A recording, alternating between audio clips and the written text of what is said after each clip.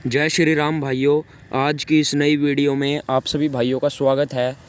भाइयों, आज इस वीडियो में मैंने हनुमान दंड के बारे में बताया है। हनुमान दंड जिसे लगाकर हनुमान जी इतने बलशाली और शक्तिशाली बन गए थे, जिन्होंने संजीवनी बूटी का पूरा पहाड़ ही उठाकर श्री राम जी के चरणों में रख दिया था और लक्ष्मण जी की जान बचाई थी। भाइयों, हनुमान जी के अंदर बहुत ही शक्तिशाली और बलशाली ताकत थी। वह भाइयों एक अखंड और प्रचंड ब्रह्मचारी थे। वह भाइयों एक बाल ब्रह्मचारी थे। उन्होंने बचपन से ही ब्रह्मचर्य का पालन करा था। और भाइयों, ऐसा नहीं है कि उनका शरीर केवल ब्रह्मचर्य के पालन करने से ही इतना बलशाली और इतना ताकतवर और इतना बड़ा शरीर बन गया था। भाइयों, उन्होंने व्यायाम आदि का भी अभ्यास करा था। वह ध्यान, प्राणायाम और व्यायाम आदि भी सब करते थे, तभी उनका शरीर इतना बलशाली बन पाया था। भाइयों, साथ साथ उन्होंने अपने ब्रह्मचर्य को भी लेकर चले और साथ में उन्होंने ध्यान और प्राणायाम का भी अभ्यास करा। व्यायाम के साथ भाइयों आपका प्राणायाम तो होता ही है, लेकिन एक प्राणायाम होता है जिसको आप एक अलग उससे भी करते हैं।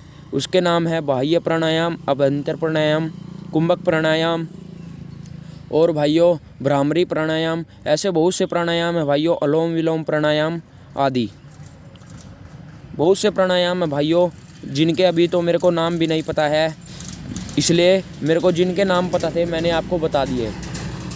भाइयों, हनुमान दंड का अभ्यास शुरुआत में आपको इसी प्रकार से करना है। जो मेरे भाई बिगनर है, अभी ब्रह्मचर्य में उन्होंने अपनी शुरुआत ही करी है, तो भाइयों उनको थोड़ी दिक्कत हो सकती है। भाइयों, जो भाई ब्रह्मचर्य के नए नए पालन कर रहे हैं, उनको भाइयों व्यायाम के साथ यदि वह प्राणायाम भी करते हैं तो उनको हस्तमैथुन आदि सब छोड़ देना है। नहीं तो भाइयों उनको भयंकर दुष्परिणाम देखने को मिलेंगे आगे अपने भविष्य में। भाइयों, हनुमान दंड मैंने आज तक अपने जो मेरा चैनल है इस पर वीडियो नहीं डाली थी हनुमान दंड की, लेकिन हाँ, हनुमान बैठक की तो मैंने वीडियो बना रखी है। तो मैंने सोचा भाइयों क्यों ना आज हनुमान दंड की भी वीडियो बनाई जाए। भाइयों, आपको प्रतिदिन अलग अलग तरीके के डंडों का अभ्यास करना है, अलग अलग तरीक़ों के बैठकों का अभ्यास करना है। ज़रूरी नहीं है भाइयों कि आप हर दिन एक ही जैसे व्यायाम का अभ्यास करें। आप अलग अलग तरीके के व्यायाम कर सकते हैं, एक दिन रेस्ट भी ले सकते हैं। भाइयों, मैं तो रेस्ट लेता नहीं हूँ, मैं तो सातों के सातों दिन अपने व्यायाम का अभ्यास करता हूँ। मुझे लगभग 2 से 2.5 साल हो गए हैं भाइयों व्यायाम का अभ्यास करते हुए और ब्रह्मचर्य का पालन करते हुए। भाइयों, आपको प्रतिदिन व्यायाम करना है। बेशक से आप एक दिन खाना छोड़ देना, लेकिन अपना व्यायाम मत छोड़ना। क्योंकि भाइयों व्यायाम से क्या होता है, जो आपके शरीर में शक्ति बनती है वह आपकी शक्ति खप जाती है। यदि आप व्यायाम नहीं करेंगे तो आपके मन में आपके शरीर में गर्मी बन जाएगी और वह गर्मी आपके मन में और आपके दिमाग में बुरे विचार लाएगी और रात को आपको स्वप्न दोष आदि भी हो सकता है। भाइयों, ब्रह्मचर्य के पालन के लिए आपको दिन भर पानी पीते रहना है। क्योंकि भाइयों बहुत से भाई अब सोच रहे होंगे कि ठंड है तो ठंड में हमें प्यास कम लगती है, लेकिन भाइयों आपको प्यास लगे या ना लगे, पानी आपको उतना ही पीना है जितना आप गर्मियों के समय में पीते थे। इससे क्या होगा भाइयों, आपको तो पता ही है कि आपकी बॉडी 70% पानी से बनी हुई है और 30% अन्य चीज़ों से, जिससे कि आप अपने शरीर को पानी की मात्रा अधिक से अधिक देंगे तो आपके शरीर में अलग ही प्रकार का बदलाव देखने को मिलेगा। और जब आप व्यायाम करेंगे तो आपको पसीना भी निकलेगा। पसीना निकलने से भाइयों आपके शरीर की सभी गंदगी बाहर निकल जाती है और आपके शरीर में एक तरोताजगी आ जाती है। आपका मल भी अच्छी तरीके से बाहर निकल जाता है और पेट की भी सफाई हो जाती है। भाइयों, हनुमान दंड से आपके जो आपके पेट पर फालतू की चर्बी है वह भी ख़त्म हो जाती है। आपकी चेस्ट पर जो फैट है वह भी ख़त्म हो जाता है। तो भाइयों इसके फ़ायदे ही फ़ायदे हैं। इससे पूरा शरीर फिट एंड फाइन हो जाता है और पूरे शरीर की शेप बन जाती है। अब बहुत से भाई सोचते होंगे मैं जो व्यायाम करता हूँ तो मेरे शरीर पर कटिंग तो है नहीं। भाइयों, एक होता है कटिंगदार शरीर, जैसा कि आप फोटो में देख पा रहे हैं। एक होता है ऐसा शरीर जो पहलवानों का होता है। जो भाई मेरे भाई ये गदा लेकर खड़े हैं फोटो में, आप इस फोटो को देख पा रहे हैं। इनका शरीर एक भरमा शरीर है, एक भरा हुआ शरीर है। इनके शरीर में कटिंग बहुत ही कम है, लेकिन हाँ इनके शरीर की शेप है। और भाइयों एक है इस भाई का शरीर।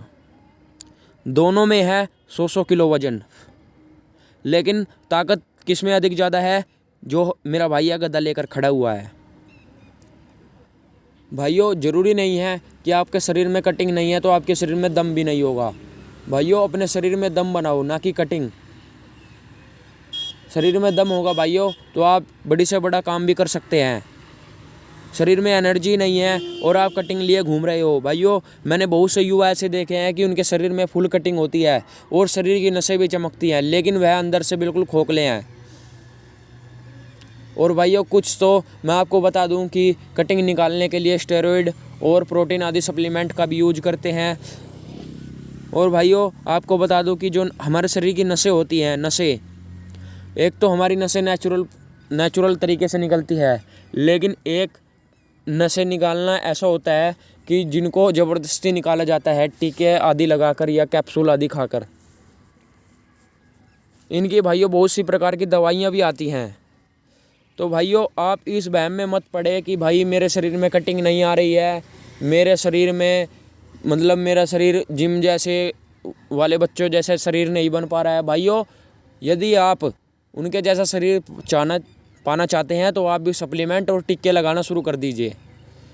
भाइयों जो खुले में व्यायाम करना में जो मज़ा आता है ना भाइयों, मैं आपको क्या बताऊं भाई, अलग ही आनंद है। भाइयों जिम की मैं आपको हकीकत बता देता हूं कि जिम में क्या होता है भाइयों। बहुत से भाई अब बुरा भी मान जाएंगे, लेकिन यह बात सच है भाइयों। जिम में भाइयों लगभग एक बैच में, मतलब एक बैच क्या, सुबह और शाम ही एक्सरसाइज होती है ज़्यादातर। और ज़्यादातर जिम वाले बच्चे शाम को ज़्यादा जिम मारते हैं। और भाइयों अब तो ठंड है, इसलिए लोगों को पसीना भी, बच्चों को पसीना कम बहुत आता है, तो गर्मियों में उनको पसीना भी बहुत अधिक आता है। भाइयों पसीना अधिक आने के कारण जो उनके जो मतलब डंबल आदि होते हैं, जो उनकी सीट गद्दी होती है, उस पर भी पसीना लग जाता है। और इससे क्या होता है, इससे आपको चर्म रोग होने का खतरा बन जाता है, क्योंकि एक सेट कोई बच्चा मारता है तो उसका पसीना उस गद्दी पर चिपक जाता है, और जब दूसरा बच्चा उस सेट को मारने आता है तो वही पसीना उस पर भी चिपक जाता है, उसके कपड़ों पर, उसकी स्किन पर। और भाइयों एक बात तो यह है कि वहाँ ना तो शुद्ध हवा आती है, बार बार वहाँ पर अनेक प्रकार के, कई जिमों में तो मैंने देखा है कि वहाँ पर एसी भी लगे होते हैं। अब बताओ वह आर्टिफिशियल हवा जब हमारे शरीर के अंदर जाएगी तो हमारे फेफड़ों पर क्या प्रभाव पड़ेगा। इससे बढ़िया भाइयों मैं ये नहीं कह रहा कि जिम के जो इक्विपमेंट होते हैं वह बेकार हैं, जिम वाली एक्सरसाइज करना बेकार है, लेकिन भाइयों मैं ये कह रहा हूँ कि उनमें जो जिमों के अंदर जो टीके लगाने के बारे में और सप्लीमेंट खाने के बारे में बताया जाता है, ये सब गलत है। भाइयों आप अपना शरीर नेचुरल तरीके से भी बना सकते हैं, ज़रूरी नहीं है। भाइयों ये जिम विम तो अभी आई है, पहले के समय में ये सब कहाँ हुआ करती थी। जो हमारे सनातन धर्म में इतने बड़े बड़े योद्धा हुए हैं, महाराणा प्रताप, छत्रपति शिवाजी महाराज, बजरंगबली जी, श्री राम जी और भोले शंकर जी, इतने सारे महायोद्धा हुए हैं। क्या इन्होंने भाइयों जिम जाकर ही अपना शरीर बनाया था? आजकल तो भाइयों ये जो गूगल आदि पर फोटो पड़ी हुई हैं, उनकी जो हमारे भगवान हैं उनकी ऐसी कटिंग दिखा देते हैं कि जैसे मानो कि यह जिम में जाकर ही ऐसा शरीर बनाए हो हमारे भगवानों ने। भाइयों बल्कि ऐसा नहीं है। और बहुत से भाई कहते हैं कि भाई अब पहले जैसा वातावरण कहाँ रहा। भाइयों वातावरण बनाने से बनता है। आप जैसा वातावरण बनाओगे वैसा ही वातावरण आपके चारों तरफ बन जाएगा। यदि आप वातावरण शुद्ध बनाओगे तो शुद्ध बनेगा, अशुद्ध बनाओगे तो अशुद्ध बनेगा। भाइयों यदि आप अपने आप ही जहरीली गैस फैलाओगे तो आपके चारों तरफ जहरीली गैस ही आपको सांस के द्वारा अपने अंदर लेनी होगी।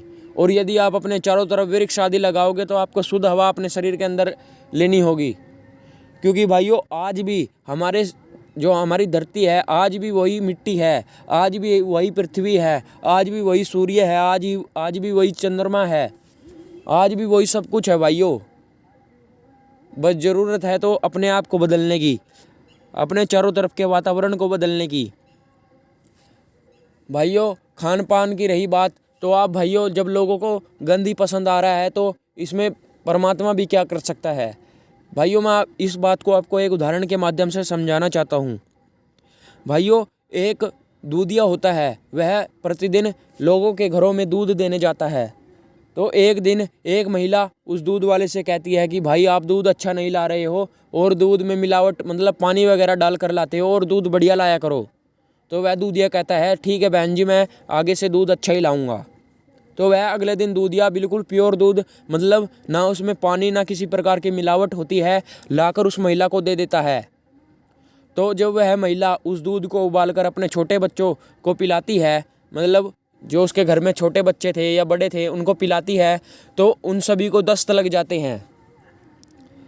तो भाइयों उन जो वह महिला होती है और उसके घर वाले होते हैं उनको बहुत अधिक गुस्सा आता है। और अगले दिन जब दूधिया उनके घर दूध देने आता है तो वह उनको कहती हैं कि यह कैसा दूध ले आए आप, इससे तो हमारे सभी फैमिली वाले बीमार हो गए और दूध में आपने मिलावट करके हमें दे दिया है। और वह दूधिया फिर चौंक गया कि यह क्या, जब मैंने इनको मिलावट करके दूध दिया तो यह मुझे कुछ नहीं कहते थे और मैंने इनको एक दिन प्योर दूध दे दिया, बिल्कुल प्योर मतलब ना उसमें किसी प्रकार की मिलावट, ना पानी मिला हुआ, ना किसी प्रकार का पाउडर मिला रखा था और इनको दस्त लग गए और यह बीमार हो गए। तो भाइयों इसका मतलब क्या है? इसका मतलब यह है भाइयों कि जो वह बच्चे थे, जो उसके फैमिली मेम्बर्स थे, उनके अंदर इतनी शक्ति नहीं है उनके पाचन तंत्र में कि वह प्योर और ओरिजिनल दूध को पचा सके। इसलिए भाइयों अगले दिन से उस दूधिया ने मिलावट वाला दूध ही उनको देना शुरू कर दिया। मतलब अब आप ये बताइए कि जब लोगों के अंदर इतनी शक्ति ही नहीं रही कि वह शुद्ध चीज़ को पचा सके, तो उनको मिलावट वाली चीज़ ही पसंद आ रही है। क्योंकि भाइयों अधिक वीर्य नाश कर करके लोगों ने अपने पाचन तंत्र को बिल्कुल ठप कर दिया है और दोष डालते हैं कि अधिक मिलावट हो रही है, अधिक यह हो रहा है, प्रकृति में वह साफ हो नहीं रहा। अरे भाइयों आपने चीज़ों को भोग भोग कर ऐसी तैसी तो कर दी अपनी पृथ्वी की। इसलिए भाइयों आप जैसा वातावरण बनाओगे आपके चारों तरफ ऐसा ही वातावरण बन जाएगा। भाइयों हनुमान दंड लगाने से आपके शरीर में अद्भुत बल आएगा। आप इसका अभ्यास प्रतिदिन कर सकते हैं। जो बिगनर है मेरे भाई वह 50-50 के सेट डेली लगाएं। 50-50 के 5 सेट लगाए भाइयों, ज़्यादा नहीं। इनका अभ्यास भाइयों आपको हफ्ते में 2 से 3 दिन तक करना है। और श्वास इसमें किस प्रकार से लेनी है भाइयों, जब आप ऐसे पर्वत आसन की पोजीशन में आ जाते हैं तो आपको एक श्वास भर लेनी है और जब आप एक टांग नीचे आगे की तरफ लाते हैं और एक दंड लगा लेते हैं और दोबारा पर्वत आसन में आ जाते हैं तो आपको श्वास छोड़ देनी है। यह प्रक्रिया आपको निरंतर ऐसे ही दोहराते रहना है। इससे आपका एक हनुमान दंड पूरा हो जाता है। तो भाइयों आशा करते हैं कि मेरी यह बातें आपको समझ में आ गई होंगी और यह वीडियो भी आपको पसंद आ रही होगी। तो भाइयों सभी भाइयों को जय श्री राम, जार्यावर्त। वीडियो को अंत तक देखने के लिए सभी भाइयों को जय श्री राम, सभी भाइयों को धन्यवाद। और वीडियो को ज़्यादा से ज़्यादा शेयर करें ताकि युवाओं का जीवन बदल सके। ठीक है भाइयों, नमस्ते जी, जय श्री राम, जार्यावर्त। मैं तो यही गीत पूरे देश में गाता हूँ। भगवान आर्यों को ऐसी ही लगन लगा दे, देश और धर्म की खातिर मिटना इन्हें सिखा दे।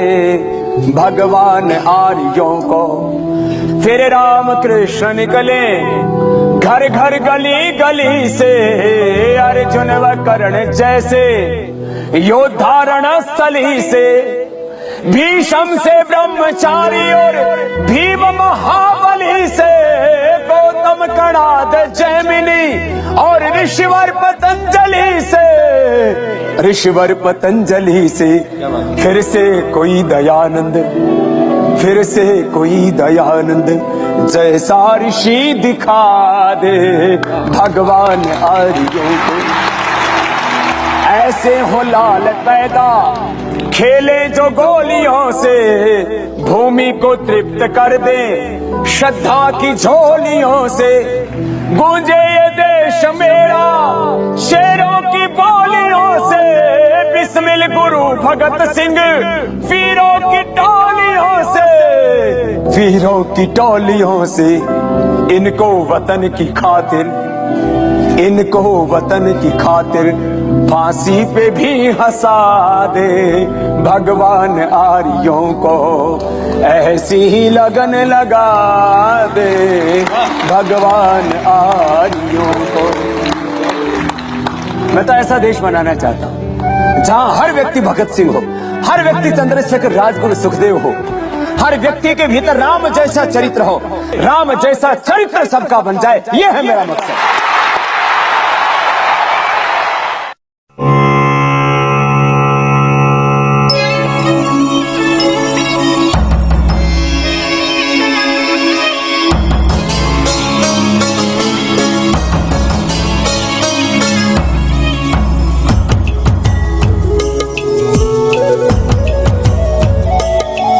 जय आर्य जय आर्य जय आर्य जय आर्य जय आर्य जय आर्य जय आर्य जय आर्य जय आर्यवर्त जय आर्यवर्त जय आर्यवर्त जय आर्यवर्त जय आर्य जय आर्य जय आर्य जय आर्य जय आर्य जय आर्य जय आर्य जय आर्य इस देश के युवा जागत उठो, नवराष्ट्र का निर्माण करो। इस देश के युवा जागत उठो, नवराष्ट्र का निर्माण करो। राम कृष्ण हनुमान के सिद्धांत है अनिवार्य। जय आर्य जय आर्य जय आर्य जय आर्य जय आर्य जय आर्य जय आर्य जय आर्य जय आर्य जय आर्य जय आर्य जय आर्य